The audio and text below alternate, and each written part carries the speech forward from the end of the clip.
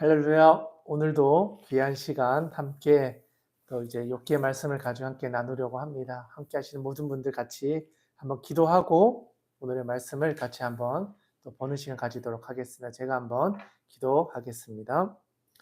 하나님 아버지, 오늘도 저희들을 불러주시고 함께하게 해주시니 감사합니다. 하나님이 주시는 은혜를 오늘의 말씀을 통하여 우리가 귀로 듣고 또 마음판에 새기는 귀한 시간 되게 하여 주시옵소서. 함께하는 우리 모든 분들, 하나님 그들의 마음판에도 하나님의 음성을 들려주시고 하나님의 위로와 하나님의 은혜가 가득한 시간 되게 하여 주시옵소서. 하나님께 온전히 부탁드리오며 귀하신 예수님의 이름으로 기도드리옵나이다. 아멘. 네, 어제 우리가 살펴봤던 말씀들 잘 기억하시지요? 그 말씀을 기억하면서 오늘의 본문의 말씀으로 또 넘어가 보도록 하겠습니다. 어제 우리가 나누었던 말씀에서 아주 중요했던 한 구절이 있다고 한다면 바로 이제 부활 소망. 어떻게 보면 19장 26절에 내 가족이 벗김을 당한 뒤에도 내가 육체 밖에서 하나님을 보리라 라고 고백했던 욥의 부활 소망을 가지고 어제 우리 같이 말씀을 나누었던 것 같은데요. 그 부활의 소망이 오늘 함께 하시는 모든 분들에게도 함께 하기를 바랍니다. 오늘 이제 우리가 같이 나누고자 하는 말씀은요. 그 다음 이야기입니다. 엘리바스 빌닷 그리고 이제 마지막으로 등장하는 소발의 이야기가 등장하는데요. 이제 두 번째 이제 1-1, 2, 3이 끝나고 2-1, 2가 끝나고 2-3 두 번째 이제 돌아온 소발의 이야기입니다. 그래서 오늘의 본문의 말씀을 한번 읽고요. 그 말씀을 같이 살펴보는 시간을 가지도록 하겠습니다. 먼저 20장의 말씀을 제가 두 절을 읽고요. 오른편으로 돌아가면서 두 절씩 하나님의 말씀을 함께 봉독하도록 하겠습니다. 제가 먼저 읽겠습니다.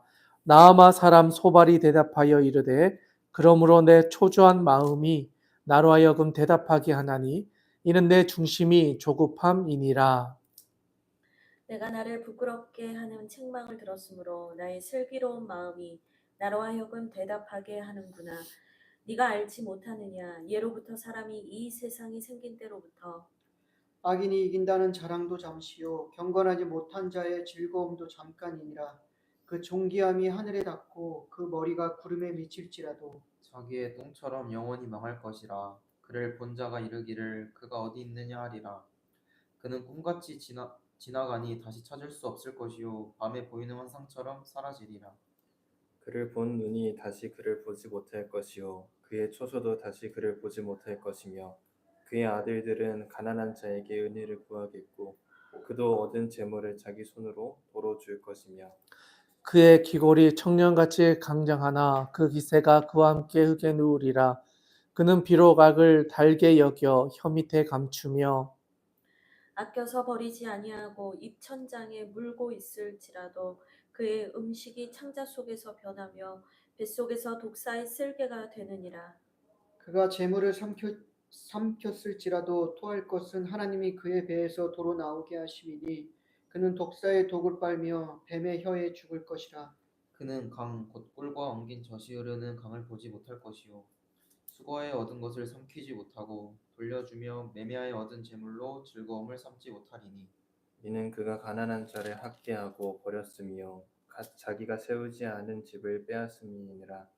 그는 마음의 평안을 알지 못하니 그가 기뻐하는 것을 하나도 보존하지 못하겠고 남기는 것이 없이 모두 먹으니 그런즉 그 행복이 오래가지 못할 것이라.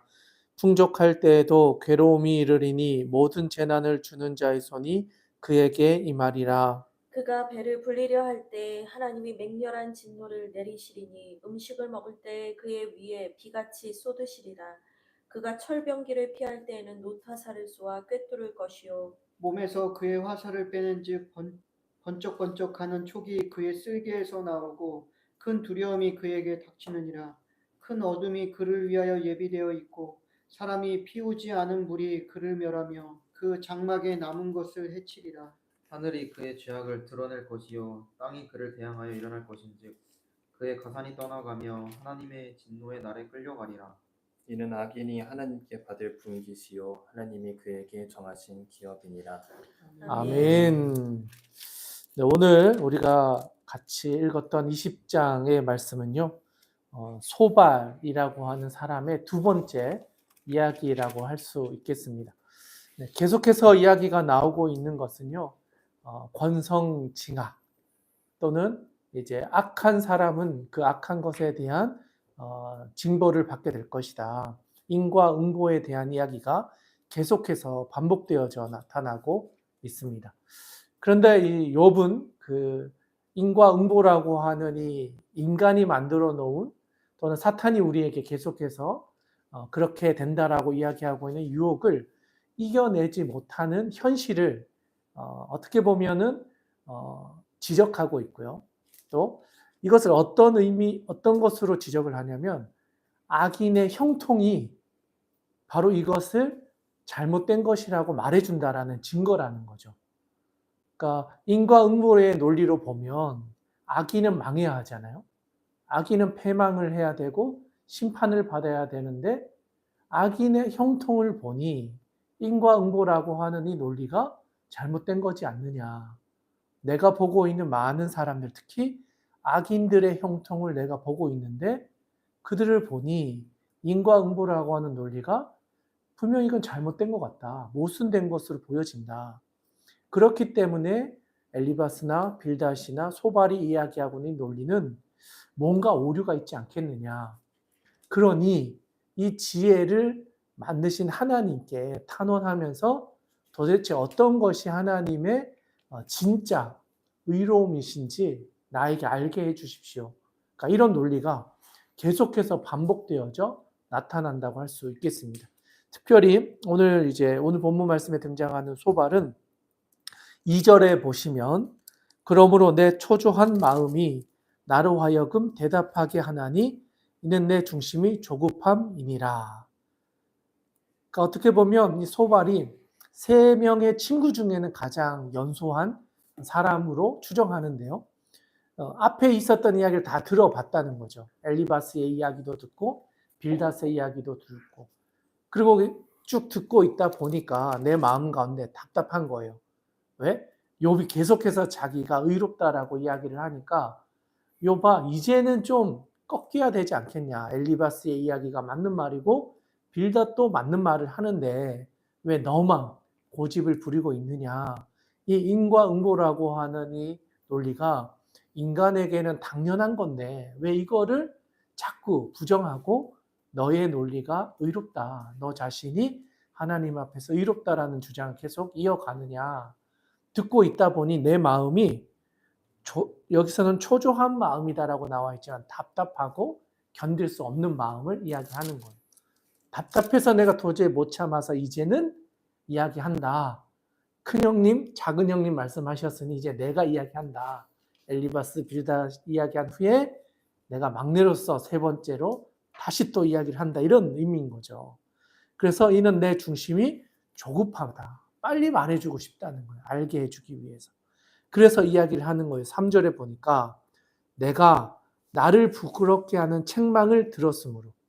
이 말은 소발이 첫 번째 했던 이야기를 하고 자기가 진짜 좋은 말을 해줬음에도 불구하고 욥이 그것에 대해서 책망한 것에 대해서 내가 가만히 있을 수 없다. 그래서 나의 슬기로운 마음이 나로 하여금 대답하게 한다.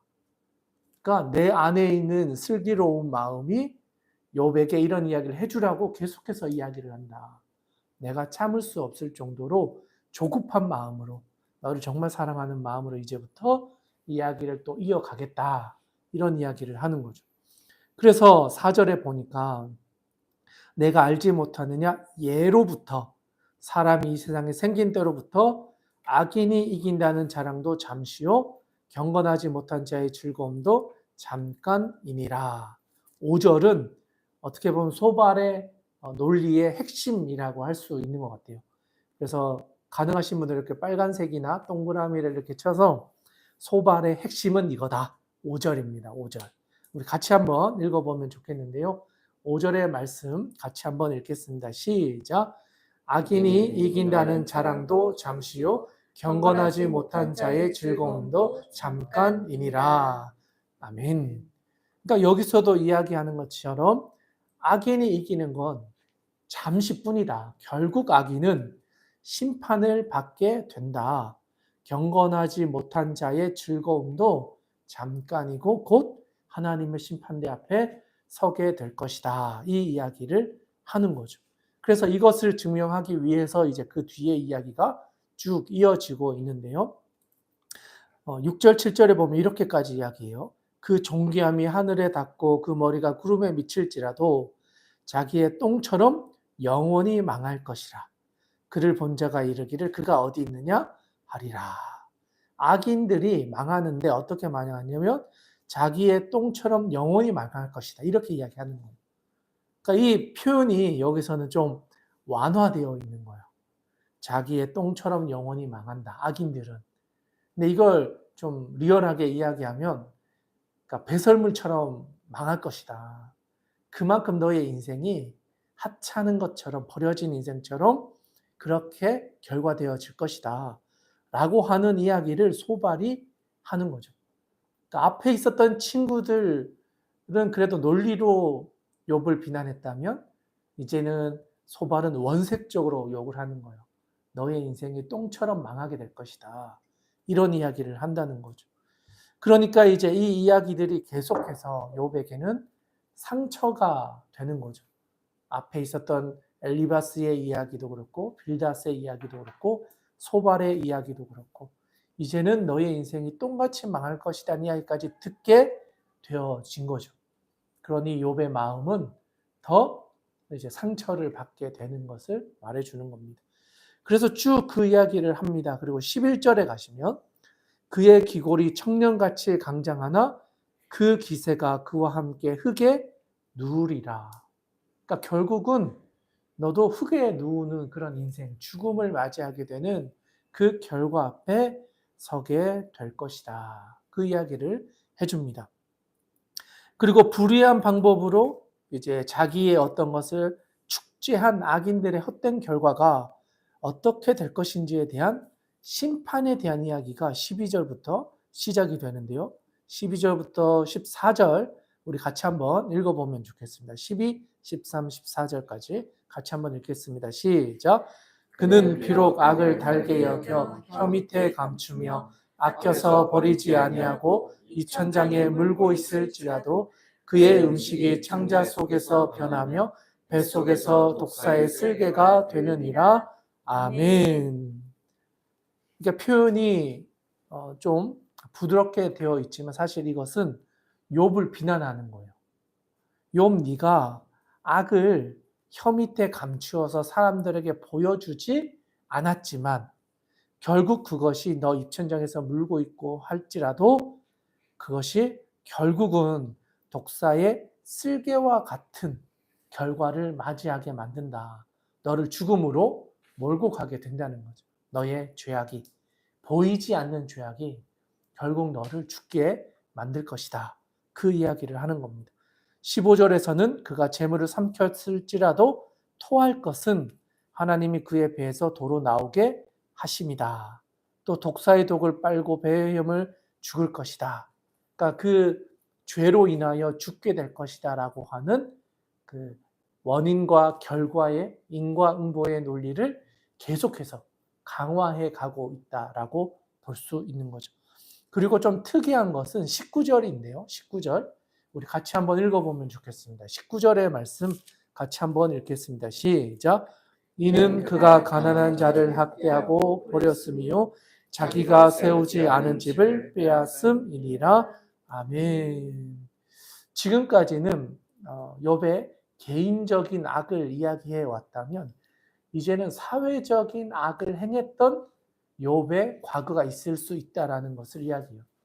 그냥 자기만은 죄를 지은 게 아니라 이제는 그 죄가 공동체 안에 미치는 영향력이 있는 일들을 행했지 않느냐. 그 중에 하나가 가난한 자를 학대하고 버린 것. 욥이 사회적인 악을 저지르지 않았느냐. 너의 지위를 가지고 너의 부를 가지고 약하고 어려운 이웃들을 이렇게 어려움 가운데 학대하거나 버리지 않았느냐 이 이야기를 하는 거예요. 심지어는 자기가 세우지 않은 집을 빼앗지 않았느냐. 그러니까 이런 사회적인 악의 문제를 욥이 행하고 감추어서 들키지 않았을 뿐인 것 아니냐. 잘 돌아보라는 거예요. 네가 의롭다라고 하지만 실제로는 가난한 자를 핍박하고 학대하고 빼앗은 일이 없느냐. 네가 네 것도 아닌데 빼앗아서 너의 소유로 삼은 일이 없느냐. 이 이야기를 하고 있다는 거죠. 그러니까 욥의 입장에서는 점점 더 억울해지는 거예요. 처음에는 이제 죄의 문제였지만 친구들이 찾아와서 하는 이 말들 하나하나가 욥을 점점 더 억울한 마음이 올라오게 만드는 거죠. 전혀 행하지 않았던 일들도 네가 행한 거 아니냐, 숨긴 거 아니냐라고 하면서 계속해서 욥을 압박하고 있다라고 할 수 있는 거죠. 그래서 한번 보시면 22절이거든요. 풍족할 때에도 괴로움이 이르리니 모든 재난을 주는 자의 손이 그에게 임하리라. 또 23절에는 그가 배를 불리려 할 때 하나님이 맹렬한 진노를 내리시리니 음식을 먹을 때 그 위에 비같이 쏟아지리라. 그가 철병기를 피할 때에 놋 화살을 쏘아 꿰뚫은 것이요 온몸에서 그의 화살을 빼낸즉 번쩍번쩍하는 촉이 그의 슬개에서 나오고 큰 두려움이 그에게 닥치느니라. 결국 하나님의 심판을 피할 수 없게 될 것이다 라고 하는 이야기를 하고 있습니다. 심지어는 하나님이 그에게 그러한 심판을 계속해서 내리실 것이다. 너희가 피한다 할지라도 피할 수 없는 심판을 받게 될 것이다 라고 이야기를 합니다. 그래서 27절 가보시면 하늘이 그의 죄악을 드러낼 것이요 땅이 그를 대항하여 일어날 것인즉 그의 가산이 떠나가며 하나님의 진노의 날에 끌려가리라.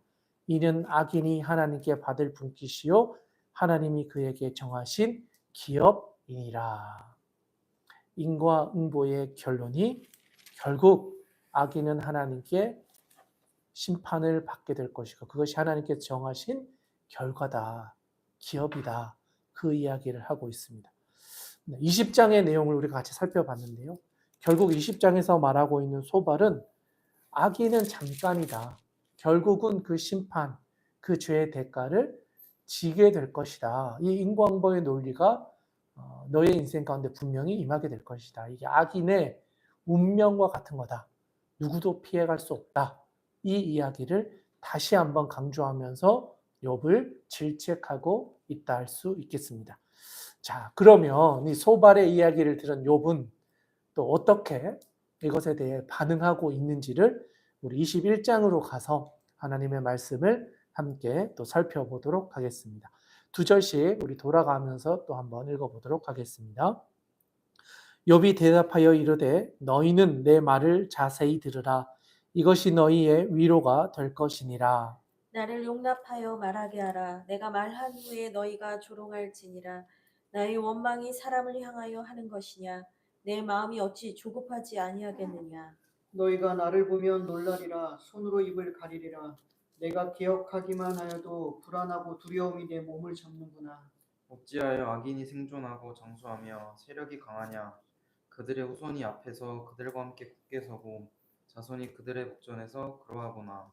그들의 집이 평안하여 두려움이 없고 하나님의 매가 그들 위에 임하지 아니하며 그들의 수소는 새끼를 베고 그들의 암소는 낙태하는 일이 없이 새끼를 낳는구나.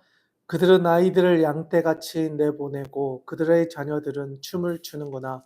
그들은 소고와 수금으로 노래하고 피리 불어 즐기며 그들의 나라를 행복하게 지내다가 잠깐 사이에 수월에 내려가느니라. 그러할지라도 그들은 하나님께 말하기를 우리를 떠나소서 우리가 주의 도리 알기를 바라지 아니하나이다. 전능자가 누구이기에 우리가 섬기며 우리가 그에게 기도한들 무슨 소용이 있으랴 하는구나. 그러나 그들의 행복이 그들의 손안에 있지 아니하니 악인의 계획은 나에게서 멀구나. 악인의 등불이 꺼짐과 재앙이 그들에게 닥침과 하나님이 진노하사 그들을 공고하게 하심이 몇 번인가. 그들이 바람 앞에 건불같이 폭풍에 날려가는 겨같이 되었도다. 하나님은 그의 죄악을 그의 자손들을 위하여 쌓아두시며 그에게 갚으실 것을 알게 하시기를 원하노라. 자기의 멸망을 자기의 눈으로 보게 하시며 전능자의 진노를 마시게 할 것이니라. 그의 달수가 다하면 자기 집에 대하여 무슨 관계가 있겠느냐? 그러나 하나님께서는 높은 자들을 심판하시나니 누가 능히 하나님께 지식을 가르치겠느냐? 어떤 사람은 죽도록 기운이 충실하여 안전하며 평안하고 그의 그릇에는 젖이 가득하며 그의 골수는 윤택하고 어떤 사람은 마음의 고통을 품고 죽음으로 행복을 맛보지 못하는도다. 이 둘이 매한가지로 흙 속에 눕고 그들 위에 구더기가 덮이는구나. 내가 너희의 생각을 알고 너희가 나를 해하려는 속셈도 아노라. 너희의 말이 귀인의 집이 어디 있으며 악인이 살던 장막이 어디 있느냐 하는구나. 너희가 길 가는 사람들에게 묻지 아니하였느냐? 그들의 증거를 알지 못하느냐? 악인은 재난의 날을 위하여 남겨둔 바 되었고 진노의 날을 향하여 끌려가느니라. 누가 능히 그의 면전에서 그의 길을 알려주며 누가 그의 소행을 보응하랴? 그를 무덤으로 메어가고 사람이 그 무덤을 지키리라. 그는 골짜기에 흙덩이를 달게 여기리니 많은 사람들이 그보다 앞서갔으며 모든 사람이 그의 뒤에 줄지었느니라. 그런데도 너희는 나를 헛되이 위로하려느냐? 너희 대답은 거짓일 뿐이니라. 아멘. 네, 21장의 말씀을 잘 읽어 주셨는데요. 21장의 말씀은 20장에 대한 반응으로 이해하시면 좋을 것 같습니다. 먼저 21장 2절에 보시면 욥이 이제 소발에 대한 이야기를 이제 이야기하는 거거든요. 반응하는데 너희는 내 말을 자세히 들으라. 이것이 너희의 위로가 될 것이니라. 그러니까 이제는 나의 이야기 좀 들어주세요. 이렇게 이야기하는 거예요. 엘리바스, 빌닷, 소발의 이야기를 내가 다 들었는데 이제는 나의 이야기 좀 들어주세요. 라고 하면서 그 세 명에게 이야기를 하는 거죠. 너희는 내 말을 자세히 들어보십시오. 이것이 너희에게도 위로가 될 것입니다. 나를 용납하여 말하게 하십시오. 내가 말한 후에 다시 나를 조롱해 달라고 이렇게 부탁을 하는 겁니다. 고통 중에서 토해내는 자신의 반론에 대해서 좀 들어달라고 친구들에게 부탁을 하고 있다. 그렇게 볼 수 있겠습니다. 그리고 4절에 보니까 나의 원망이 사람을 향하여 하는 것이냐? 내 마음이 어찌 조급하지 아니하겠느냐?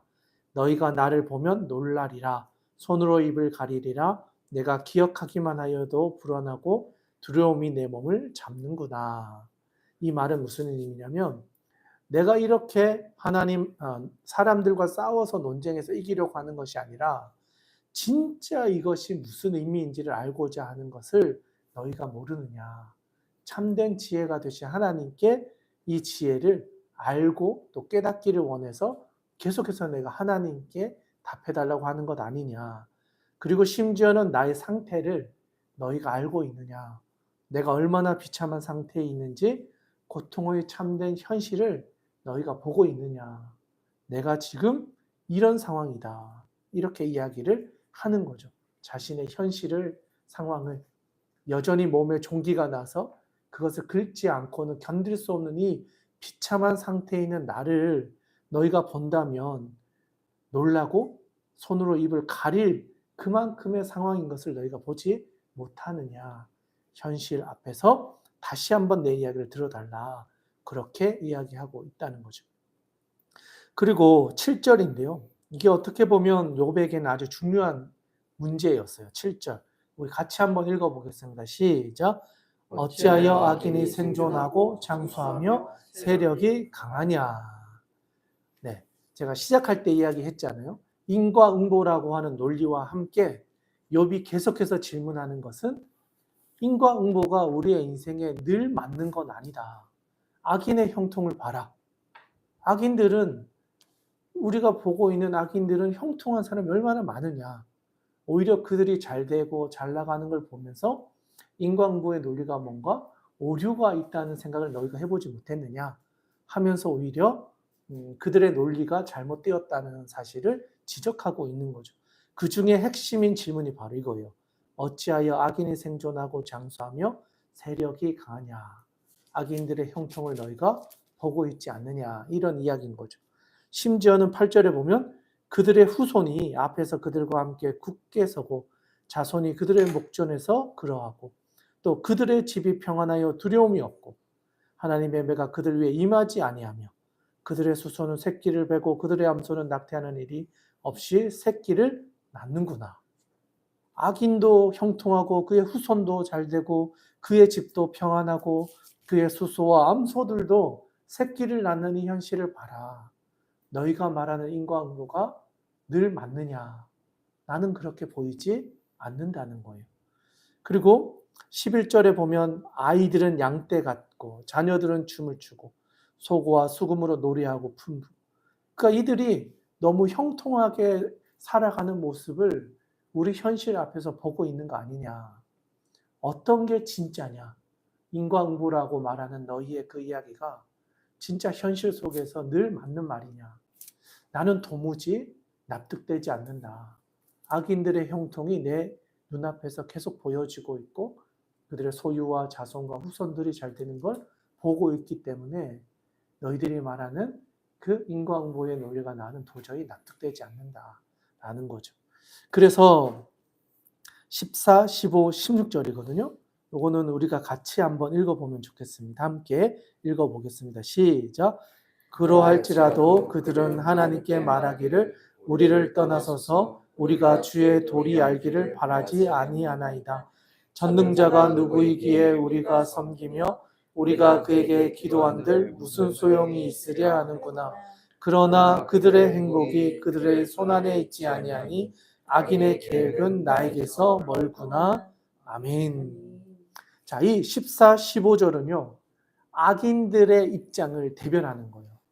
악인들은 어떠냐 보니까 앞에 있는 악인의 형통을 이야기하고 악인들의 입장에서는 어떤 이야기를 하느냐 14, 15절에서 이런 형통을 누리고 있으면서도 그들은 하나님께 말하기를 우리를 떠나서서 우리가 주의 도리 알기를 바라지 않는다. 그러니까 결국 우린 하나님과 상관없는 인생을 살고 있다. 하나님 우리 인정하지 않는다. 심지어는 15절에 보면 전능자가 누구이기에 우리가 섬기며 우리가 그에게 기도한들 무슨 소용이 있으랴. 이 사람들은 하나님을 무시하고 있다는 거예요. 심지어는 기도해봤자 응답되지 않는다. 우리의 기도를 듣지 않는 게 하나님이다. 이렇게까지 이야기하고 있다는 거예요. 이게 악인들의 결과냐. 나는 도무지 납득되지 않는다. 그들의 형통 가운데서 이해되지 않는 것을 질문하는 거죠. 그런데 16절에서는요. 이렇게 이야기해요. 그러나 그들의 행복이 그들의 손에 있지 아니하니 악인들의 계획은 나에게서 멀다. 나는 그들과 다르다는 거예요. 차별된 나의 모습을 고백하는 거예요. 그들의 행복, 그러니까 악인들의 형통과 그들의 행복이 그들의 손안에 있지 않다는 것을 나는 알고 그들의 계획은 나와는 전혀 다른 길을 가고 있다. 그러니 악인들의 형통과 나의 고난은 같은 맥락 안에서 이해할 수 없다는 거예요. 나는 그들의 악인의 형통의 그 길을 내가 가고 있지 않고 그들과 나는 전혀 다른 길을 가고 있다. 나는 악인이 아닙니다. 이 이야기를 이렇게 하고 있다는 거예요. 그래서 계속해서 이야기를 하는 거예요. 모순을 계속해서 지적하는 거예요. 17절. 악인들의 등불이 꺼짐과 재앙이 그들의 닥침과 하나님이 진노하사 그들을 공고하게 하심이 몇 번인가. 나는 그런 예외 같은 상황들을 계속해서 보게 된다는 거예요. 악인들의 형통을 계속해서 보게 되기 때문에 나는 너희들이 말하는 인과응보의 논리 안에서 도저히 해석되지 않는 이 문제를 계속해서 지적할 수밖에 없다. 그래서 그들이 바람 앞에 건물같이 폭풍에 날아가는 겨같이 되었도다. 하나님은 그의 죄악을 그들의 자손을 위하여 쌓아두시며 그에게 갚으실 것을 알게 하시기를 원하노라. 너희들의 논리처럼 그 죄악이 자기 자신에게 아니면 그들의 후손에게 반드시 응하게 되기를 원하지만 현실은 그렇지 않다.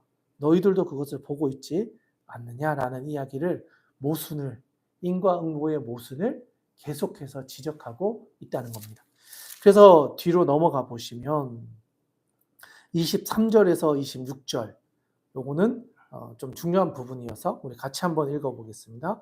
23, 24, 25, 26절입니다. 같이 읽겠습니다. 시작. 어떤 사람은 죽도록 기운이 충실하여 안전하며 평안하고 그의 그릇에는 젖이 가득하며 그의 골수는 윤택하고 어떤 사람은 마음의 고통을 품고 죽음으로 행복을 맛보지 못하는도다. 이 둘이 매 한 가지로 흙 속에 눕고 그들 위에 구더기가 덮이는구나. 아멘. 그러니까 욥이 보는 진짜 인간의 한계를 이야기하는 거예요. 착하게 사는 사람도 죽고 악하게 사는 사람도 죽고 그들이 형통하게 사느냐 또는 불행하게 사느냐 내가 다 지켜봤는데 도저히 너희가 말하는 그 인과응보의 논리로는 인간의 모든 삶을 이해할 수가 없다는 거예요. 너희가 말하는 것처럼 되는 인생이 별로 없다는 거예요. 그래서 욥이 이야기하는 것은 우리는 인간의 삶에 대해서 이해할 수 없다는 거예요. 우리의 논리로 이 사람은 복을 받아서 복을 누리고 있고 이 사람은 악을 행해서 죄의 결과를 감당한다라고 하는 이 인과응보의 논리를 우리의 인생을 설명하는 유일한 방법이 아니다. 하나님은 이거보다 더 크신 분이시다. 우리의 논리 속에서 이해할 수 없는 일을 행하시는 분이 하나님이시다라는 이야기를 하는 거예요. 그래서 어떤 사람은 죽도록 기운이 충실하여 안전하며 평안하고 그의 그릇에는 젖이 가득하고 그의 골수에 윤택하고 또 어떤 사람은 마음의 고통을 품고 죽음으로 행복을 맛보지 못하고 그러니까 잘 사는 사람도 있고 잘 살지 못하는 사람들도 있고 그런데 이 죽음이 하나님 앞에서는 흙으로 돌아가는 그냥 평범한 인간의 일상으로 보여진다. 그런데 인과응보라고 말하기에는 이해되지 않는 인생들이 너무나 많이 있다는 거죠. 그래서 27절 내가 너의 생각을 알고 너희가 나를 해하려는 속셈도 다 알고 있다. 그러니까 너희가 말하는 그 인과응보를 내가 모르는 게 아니다. 그렇게 되는 인생이 있다는 것도 나도 안다. 그런데 모든 인생이 그렇게 설명되지는 않는다. 우리의 지혜가 모든 것을 설명해낼 만큼 완벽하지 않다는 거예요.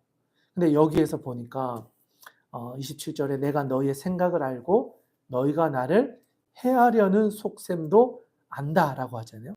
해하려는 속셈이라는 단어를 좀 문맥이 이상해서 제가 원문을 좀 찾아봤더니 해하려 하다라는 건 이제 하무스라는 단어를 사용하는데 원형이 하무스인데 그게 어떤 거냐면 산상조각을 내다, 손상을 시키다 이런 뜻이래요. 그러니까 너희의 생각을 알고 너희가 나를 산상조각을 내려고 하는 그 속셈을 나도 안다. 내 논리가 틀렸다는 걸 너희가 깨뜨리려고 한다는 사실도 알고 있다는 거예요. 그 속셈, 내 생각이 틀렸다라고 너희들이 말하고 있는 그 마음을 나도 안다. 내가 틀렸다고 하는 너희의 논리를 내가 알고 있다. 그럼에도 불구하고 내가 이렇게 주장하는 것은 너희가 말하는 인과응보가 뭔가 오류가 있다는 것을 내가 알기 때문에 계속해서 항변하고 있는 거다라는 이야기를 하는 거예요. 그래서 너희의 말이 28절에 귀인의 집이 어디 있으며 악인이 살던 장막이 어디 있느냐 하는구나. 너희가 길 가는 사람에게 묻지 아니하였느냐?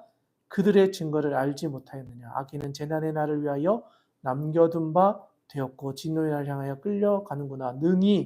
누가 능히 그의 면전에서 그의 길을 알려주며 누가 그의 소행을 보응하랴.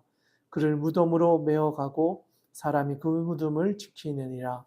그는 골짜기의 흙덩이를 달게 여기느니 많은 사람들이 그보다 앞서갔으며 모든 사람이 그의 뒤에 줄지었느니라. 그런데도 너희는 나를 헛되이 위로하려느냐? 너희 대답은 거짓말일 뿐이다. 거짓일 뿐이다. 그러니까 너희가 말하고 있는 그 인과응보의 결과가 우리의 인생 가운데 늘 정확한 답이 되지 않는다는 것을 너희도 알지 않느냐. 너희가 말하는 것은 잘못된 것이다. 그리고 너희가 나를 헛되게 잘못된 위로를 하고 있다. 계속해서 나를 공격하고 있는 너희의 논리나 너희의 언행이 나를 더 아프게 하고 있다는 사실을 알고 있느냐. 욥은 그것을 말씀하고 있는 거죠. 오늘 우리가 두 장을 살펴봤거든요. 21장, 20장, 21장을 살펴보았는데요. 욥과 소발의 이야기 속에서는요. 분명한 두 가지 논리가 등장하고 있습니다. 인과응보라고 하는 이야기와 또 악인의 형통이라고 하는 이 두 가지 사실 속에서 욥은 우리가 알고 있는 인과응보가 우리의 인생 전체를 설명하기에는 모순이 있다는 사실을 지적하면서 그것을 넘어서 역사하시는 하나님을 계속해서 이야기하고자 한다. 그리고 친구들의 말로 인하여 오히려 더 아픈 마음, 상처 입은 욥의 마음을 이야기하면서 친구들을 통해서 위로받기 원했던 욥의 마음이 살짝 드러나고 있었다는 사실을 볼 수 있었다 할 수 있겠습니다. 자, 이제는 시편으로 넘어가서 시편 7편의 말씀을 우리 같이 한번 또 읽고 살펴보는 시간을 가져보도록 하겠습니다. 시편 7편의 말씀인데요. 두 절씩 돌아가면서 한번 또 읽어보도록 하겠습니다. 제가 먼저 읽겠습니다. 여호와 내 하나님이여 내가 주께 피하오니 나를 쫓아오는 모든 자들에게서 나를 구원하여 내소서. 건져낼 자가 없으면 그들이 사자같이 나를 찢고 뜯을까 하나이다. 여호와 내 하나님이여 내가 이런 일을 행하였거나 내 손에 죄악이 있거나 화친한 자를 악으로 갚았거나 내 대적에게서 까닭 없이 빼앗았거든.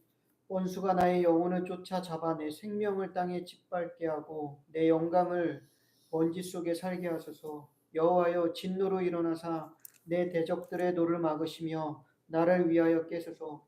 주께서 심판을 명령하셨나이다. 민족들의 모임이 주를 두르게 하시고 그 위 높은 자리에 돌아오소서. 여호와께서 만민에게 심판을 행하시오니 여호와여 나의 의와 나의 성실함을 따라 나를 심판하소서. 악인의 악을 끊고 의인을 세우소서. 의로우신 하나님이 사람의 마음과 양심을 감찰하시나이다. 나의 방패는 마음이 정직한 자를 구원하시는 하나님께 있도다. 하나님은 의로우신 재판장이시며 매일 분노하시는 하나님이시로다. 사람이 회개하지 아니하면 그가 그의 칼을 가시며 그의 활을 이미 당겨 예비하셨도다. 죽일 도구를 또한 예비하시며 그가 만든 화살은 불화살들이로다. 악인이 죄악을 낳으며 재앙을 베어 거짓을 낳았도다. 그가 웅덩이를 파 만듦이여 제가 만든 함정에 빠졌도다. 그의 재앙은 자기 머리로 돌아가고 그의 포악은 자기 정수리에 내리려다. 내가 여호와께 그의 의를 따라 감사하며 지존하신 여호와의 이름을 찬양하리로다. 아멘. 네, 잘 읽어 주셨습니다. 시편 7편의 말씀인데요. 여기에 보면 이제 표제어라고 하죠. 그 7편 옆에 보면 이렇게 기록되어져 있는데요.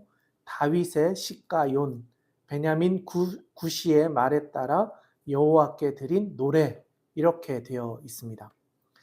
여기서 시가용이라는 단어는요. 격한 감정을 이야기하는 거거든요. 그래서 방황하다 뭐 이런 뜻을 가지고 있는데 슬픔의 노래 이렇게 보기도 합니다. 시가용이라는 것이 이제 슬픔의 노래 이렇게 해석하기도 합니다. 그리고 또 내용으로 보았을 때 이것을 구분할 때 비탄시라고 합니다. 자신의 아픔과 슬픔과 절망을 노래하는 슬픔의 노래, 비탄시 이렇게 구분하기도 합니다. 그런데 뒤에 보니까 베냐민인 구시의 말에 따라 여호와께 드린 노래라고 되어 있는데요. 사실 구시라고 하는 사람이 다윗의 시대에 등장하는 인물은 아니에요. 그래서 사실 이분에 대한 기록이 특별히 없습니다. 그러다 보니까 정확히 어떤 사람인지에 대한 이야기를 찾을 수는 없습니다. 그런데 이제 이 내용으로 보았을 때 다윗을 공격했던 사람이지 않는가 그렇게 추정을 하고요. 이 뉘앙스가 어떤 거냐면 베냐민인 구시라는 사람이 다윗을 곤란하게 만들고 어렵게 만들어서 그 사람 때문에 다윗이 하나님께 한 노래다.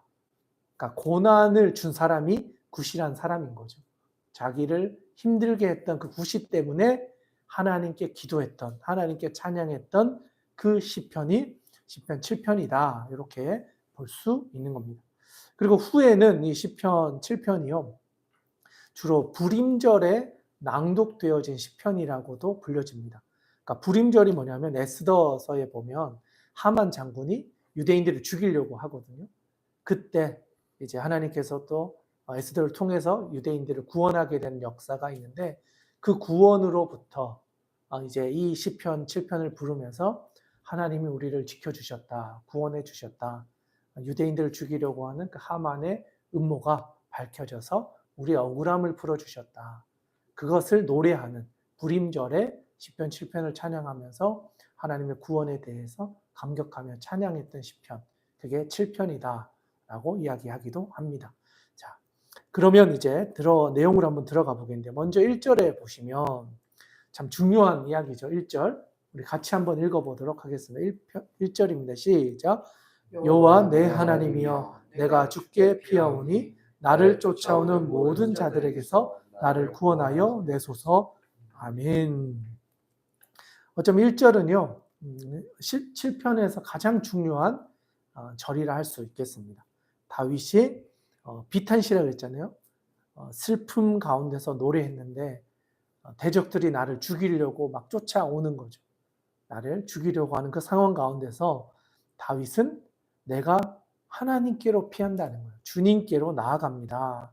나를 쫓아오는 모든 자에게서 나를 구원하여 주십시오. 하나님께 그렇게 찬양하고 기도했다. 그리고 2절에 보니까 건져낼 자가 없으면 그들이 사자같이 나를 찢고 뜯을까 하나이다. 여호와 내 하나님이여 내가 이런 일을 행하였거나 내 손에 죄악이 있거나 화친한 자를 악으로 갚았거나 내 대적에게서 까닭없이 빼앗았거든 원수가 나의 영혼을 쫓아잡아 내 생명을 땅에 짓밟게 하고 내 영혼을 먼지 속에서 살게 하소서. 그러니까 다윗은 누군가를 이렇게 악하게 대한 것이 없었다는 것을 이야기하는 거예요. 내가 혹시라도 그런 죄악을 저질렀다면 하나님이 나를 그렇게 심판해 주십시오. 대적들이 아니라 하나님이 나를 그렇게 심판해 주십시오. 여호와 내 하나님이여. 하나님이 나의 하나님이다. 그렇게 고백하고 있다는 거죠. 그리고 나서 6절에서 이야기합니다. 이제 6절에서 아주 중요한 이야기를 하는데 여호와여 진노로 일어나서 내 대적들의 노를 막으시고 나를 위하여 깨소서. 주께서 심판을 명령하셨나이다. 그러니까 여호와가 나의 하나님이잖아요. 내 편. 그러니까 다윗의 입장에서는 늘 나와 함께 해주시는 나의 하나님, 나의 힘이 되시는 그 하나님께서 나의 대적들을 막아주십시오. 왜? 나를 위하여. 내가 하나님의 소유이니까 하나님의 것을 하나님이 지켜주셔야 되지 않겠습니까? 그런 이야기를 하는 거죠. 그래서 9절에 가보시면 악인의 악을 끊고 의인을 세우소서. 의로우신 하나님이 사람의 마음과 양심을 감찰하시나이다. 나의 방패는 마음이 정직한 자를 구원하시는 하나님께 있도다. 하나님은 의로우신 재판장이시며 매일 분노하시는 하나님이시로다. 아멘. 11절 하나님은 의로우신 재판장이시기 때문에 내가 의로운지 아닌지를 알고 계신다. 하나님이 나를 심판대에 올리셔서 의로운지 아닌지를 하나님이 심판하신다. 내가 그것을 알고 있습니다. 그렇게 이야기를 하는 거죠. 그래서 12절 사람이 회개하지 아니하면 그가 그의 칼을 가시며 그의 활을 이미 당겨 예비하셨도다.